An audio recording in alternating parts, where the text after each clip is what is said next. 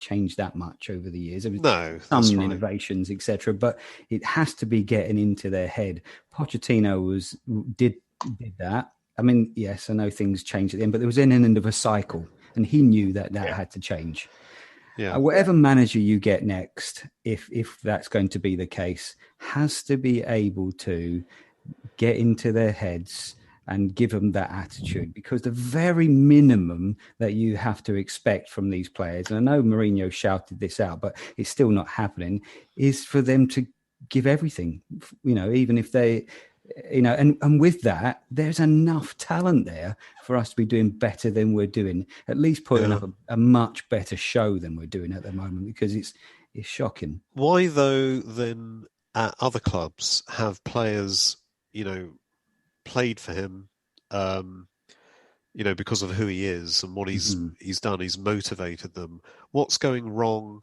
What went wrong at Man United? What's going wrong at Spurs? Is he past it, or is there something else going on here? I think he's not winning enough, and when you're not winning enough, you're not going to buy into a project. But also, I think footballers have fundamentally changed. If you look at his initial Chelsea squad when he came in, and Chelsea went from not really existing to almost winning everything. Players that they had, Lampard, Terry, Drogba, real hard men, I would say, and football's very different now. They would have, you stood up and you said John Terry was shit in an interview. He probably would have knocked you out in the change room and gone out to prove you wrong the next week. Footballers aren't like that anymore. There's very few of that breed. What they want is sort of like the Pochettino kind of arm round the shoulder, tell me I'm good, daddy sort of figure. I think on the whole, footballers are very different now. And I don't think he's moved on with that. So why has Levy continued with his obsession with Mourinho? Why can't he see that Mourinho isn't the right person? It's not his fault. He It doesn't want to admit his failings.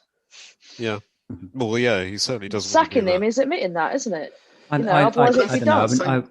I have to wonder if part of this was that the club is up for sale, and if you were able to get a buyout with the most famous manager in the world, who's had the Amazon documentary made about them, because basically it was all focused on him, that perhaps this is a PR exercise almost. I mean, I know he's had an obsession years ago with him, but he's had so many troubles recently, but he's still one of the most famous managers in the world. Yeah. It raises the you're right, it does. The club. It does.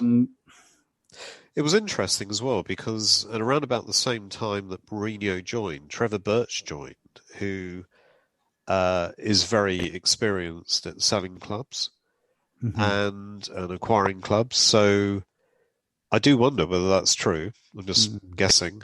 But he didn't hang around for very long. He went off to the FA. So maybe he saw what was happening there. I don't know. Yeah, I mean, also pandemic has probably meant that nobody's got the money to buy the club anymore. So they've had to recalibrate on that. Yeah. I do think you only appoint Mourinho if if they were. I think they were looking to sell. I think they wanted to sell. I think the pandemic came. It meant we had to maybe not spend as much as we wanted to spend and all of that jazz. I think it was, crappy timing. But with every game that goes by, we are surely worth less money. And that's the bit I don't get, because it doesn't matter how famous Jose Mourinho is. If we're in the Championship, no one's going to spend £1 billion on our football club. No, and I'm exactly. not saying things are going to get that bad by any means. I'm not an Arsenal fan, but, it becomes that point, and we're on the verge of losing our biggest assets, Harry Kane and Son. You telling me if Real Madrid come in with 250 million and Harry Kane knocks on Daniel's door and says I want to go, and Daniel decides that money's good enough, that deal's being done regardless of anything else. I think Kane has to say he wants to go. I don't think we volunteer him. You were saying this before, Andy, as well. Like, does sacking Jose actually change anything? Well, yeah, exactly. I mean, if you get rid of him, you've got to obviously get someone else in, and you don't know really what they're going to do because everybody's an unknown quantity to some degree. Or do you stick with the devil and you give him exactly what he wants? Yeah. But then why didn't we do that with Pochettino? Well, because maybe Pochettino didn't want players. I don't know. Well, he said. I mean, well, he did, didn't he? He said we needed a rebuild. So he came out and said it. So he did want players. I think that's there's no disputing that. That's that'd be like a failed argument, really. Because obviously Pochettino knew he wanted players, and we failed to give him the players that he wanted, and then went and spent money on players for Mourinho, but apparently not the players that he needs. But why did we do that? Why did we do that? Because that year we didn't buy. That year we didn't buy. Pochettino was doing okay. The year that we got to the Champions League final, we were bloody awful, actually. But then we bought players in.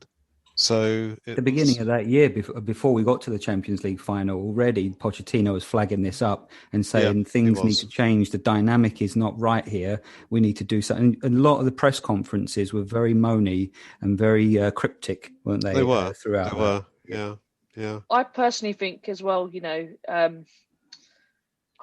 Pochettino, I think, turned down a lot of signings on the basis that, hang on a minute, he's not better than my guy.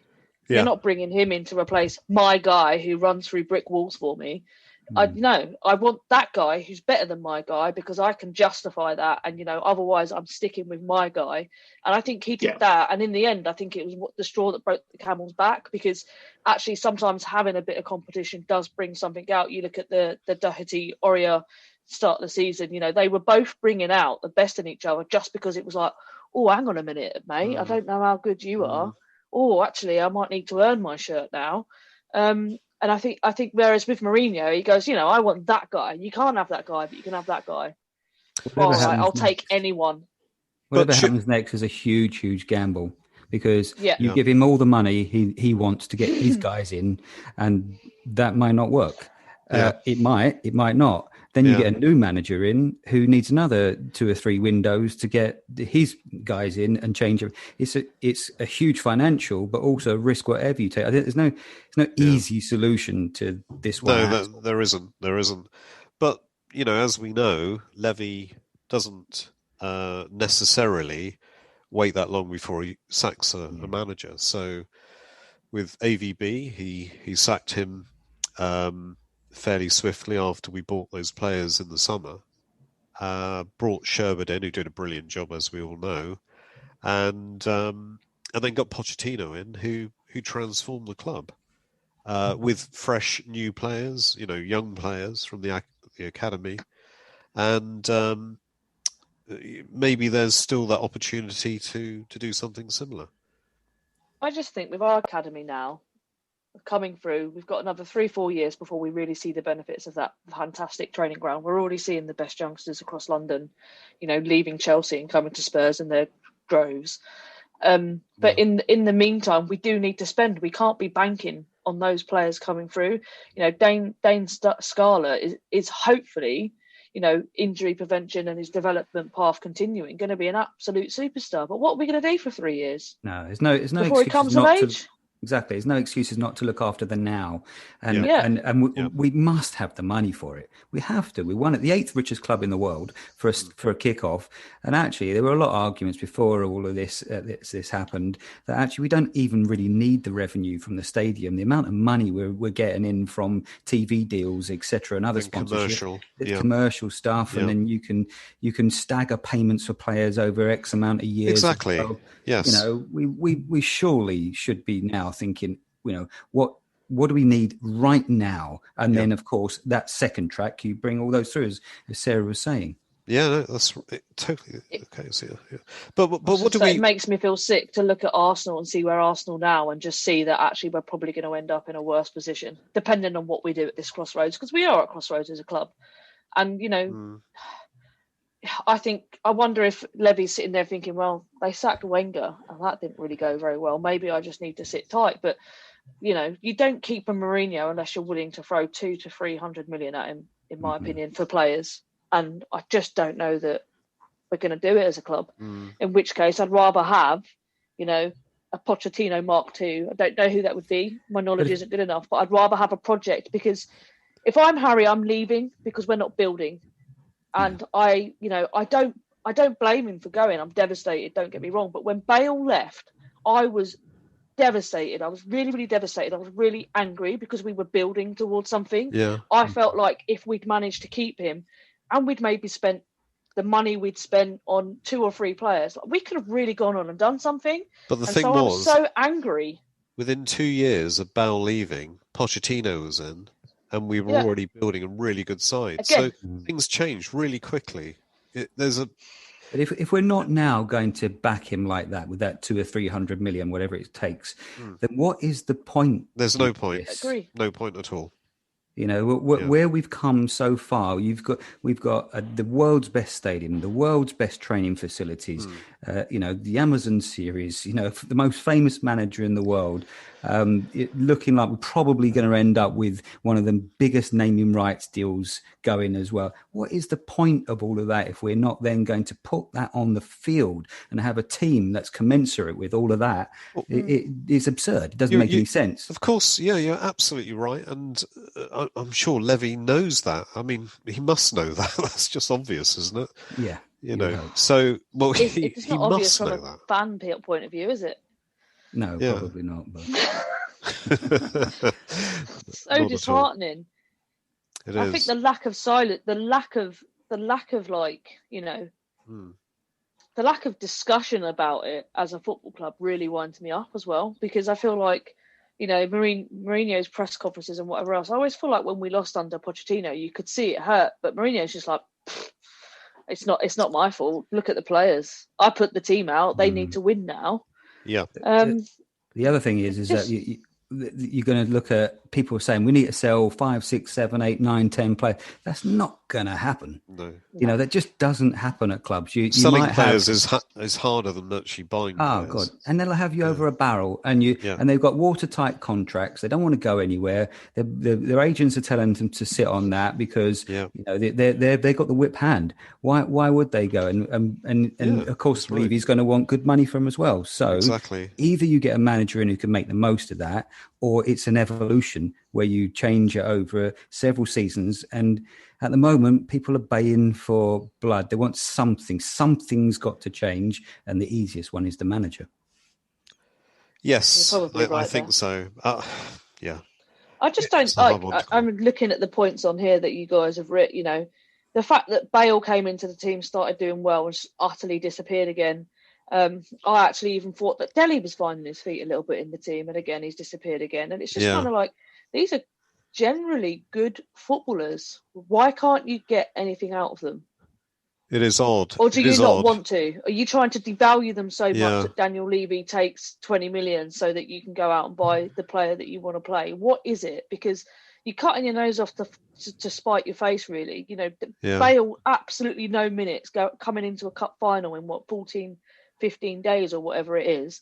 That man knows how to win a cup final. That's what he was brought in for. He was brought in to help us get over the line and to look round at these guys and go, chill guys, we got this. Like, I do this week in, week out at Madrid. It's not a problem. Like, to bring that energy. And instead, we'll end up starting him and end up playing shit because he hasn't played any football. And we'll all be like, what was the point in Bale coming back?